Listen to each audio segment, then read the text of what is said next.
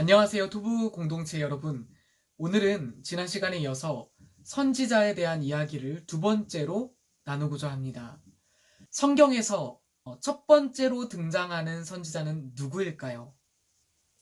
창세기 20장 7절을 보면 하나님께서 처음으로 선지자라고 부르는 사람이 등장합니다. 이제 그 사람의 아내를 돌려보내라. 그는 선지자라. 그가 너를 위하여 기도하리니 내가 살려니와 내가 돌려보내지 아니하면 너와 내게 속한 자가 다 반드시 죽을 줄 알지니라. 아멘. 이 말씀은 하나님께서 아비멜렉에게 주신 말씀입니다. 아비멜렉은 아브라함이 살고 있던 지역 인근을 다스리는 왕이었습니다. 그런데 아브라함이 아비멜렉을 두려워해서 정치적인 동맹 관계를 맺고자 자신의 아내 사라를 누이라고 속이게 됩니다. 그러자 아비멜렉이 이 사라를 자신의 후궁으로 맞이하죠. 아비멜렉은 하나님께 저주를 받아 그 가문에 탯줄이 막히게 됩니다. 그때 하나님께서 아비멜렉의 꿈에 나타나서 하신 말씀이 바로 이 말씀입니다. 사라는 아브라함의 아내니 돌려보내라고 경고하십니다. 그가 회개하고 사라를 아브라함에게 돌려주었을 때 다시 그의 가문 가운데 태가 열리는 회복을 경험하게 됩니다. 창세기 20장 17절 한번 확인해 보겠습니다. 아브라함이 하나님께 기도하매 하나님이 아비멜렉과 그의 아내와 여종을 치료하사 출산하게 하셨으니 아멘. 이처럼 하나님의 선지자가 어떻게 하느냐에 따라서 세상 사람들이 복을 받기도 하고 저주를 받기도 합니다. 이것은 하나님께서 아브라함을 처음 만났을 때부터 약속하신 하나님의 축복입니다. 너를 축복하는 자에게는 내가 복을 내리고 너를 저주하는 자에게는 내가 저주하리니 땅의 모든 족속이 너로 말미암아 복을 얻을 것이라 하신지라. 아멘. 이것은 아브라함 개인에게 주신 복이기도 하지만 하나님의 말씀을 전하는 선지자들이 그들의 사명을 잘 감당할 때 임하는 하나님의 축복이라고 할 수 있습니다. 지난 시간에 말씀드렸듯이 선지자는 하나님의 뜻과 마음을 세상에 전하고 하나님의 말씀을 세상 가운데 드러내는 역할을 하는 것이 선지자입니다. 아브라함이 오늘 말씀을 보면 선지자의 역할을 잘 감당하고 있습니까? 그렇지 않습니다. 자신의 안위를 위해서 세상을 두려워하면서 하나님의 말씀을 전하기는커녕 거짓말을 하고 있는 모습을 볼 수가 있습니다. 그러나 하나님은 그런 아브라함의 연약함 가운데에서도 아브라함을 사용하기 원하십니다. 아브라함이 자신의 안위를 걱정하고 사람을 두려워하여 자신의 아내를 누이라고 속였을 만큼 비겁한 모습을 보여주었던 장면 가운데 하나님께서는 그를 선지자라고 표현하십니다. 우리는 흔히 아브라함이라고 하면 이삭을 하나님께 바쳤던 믿음의 사람으로 또 믿음의 조상으로 우리는 기억합니다. 그런데 실제로 아브라함의 생애를 보면 인생의 어려운 순간마다 이렇게 세상을 두려워하고 또 하나님을 신뢰하지 못하는 연약한 모습을 드러내었습니다. 오늘 읽은 이 말씀은 아브라함과 사라가 하나님이 주신 약속의 후손 이삭을 낳기 직전에 있었던 사건입니다. 아주 중요한 인생의 획을 긋는 어떤 신앙의 전환점을 맞이하기 직전에 있었던 사건입니다.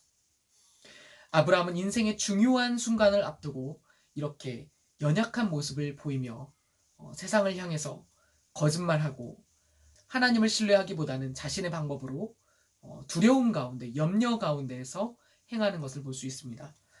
뿐만 아니라 창세기 12장 하나님께서 아브라함을 처음으로 부르셨던 장면을 보게 되면 그때도 동일한 거짓말을 하게 되죠. 하나님이 아브라함을 축복하면서 너는 복의 근원이 될지라. 너를 축복하는 자를 내가 축복하고 너를 저주하는 자를 내가 저주하겠다라고 말씀하셨을 때에 얼마 지나지 않아서 하나님의 말씀을 따라 본토 친척 아비의 집을 떠난 뒤에 얼마 지나지 않아서 아브라함은 이집트의 왕 바로에게 거짓말을 합니다. 뭐라고 거짓말할까요? 자신의 아내가 누이라고 거짓말을 합니다. 지금 창세기 20장에서 아비멜렉에게 했던 거짓말과 동일한 거짓말이죠. 이집트의 바로가 자신을 해할지도 모른다는 두려움과 염려 가운데서 아브라함은 자신의 방법대로 자신의 안위를 도모한 것이죠. 그러자 어떤 일이 일어나겠습니까? 하나님께서 바로에게 저주를 내리십니다. 성경에 나오는 첫 번째 선지자, 이 아브라함의 이야기를 통해서 우리의 인생에 많은 염려들이 있고 두려움이 있겠지만 정말로 하나님을 의지하고 하나님의 말씀을 온전히 세상에 전했을 때 나와 가정과 일터와 세상이 함께 축복을 받는다는 사실을 꼭 기억하시기 바랍니다.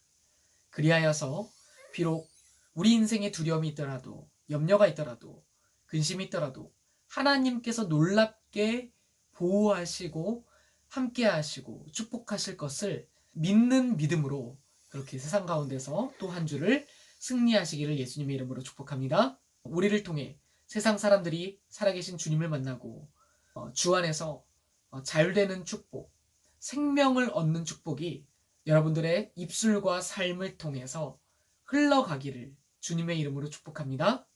아멘. 우리 한번 이 시간 같이 기도하겠습니다. 살아계신 하나님 감사드립니다.